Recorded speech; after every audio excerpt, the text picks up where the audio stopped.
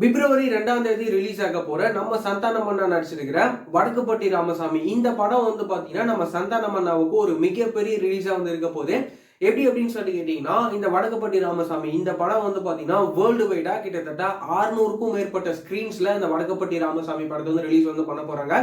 இந்த படத்துக்கு you sensor பாத்தீங்கன்னா கொடுத்திருக்காங்க. இப்போ ரீசெண்டா தான் இந்த படத்துக்கான ட்ரெய்லர்லாம் ரிலீஸ் பண்ணியிருந்தாங்க.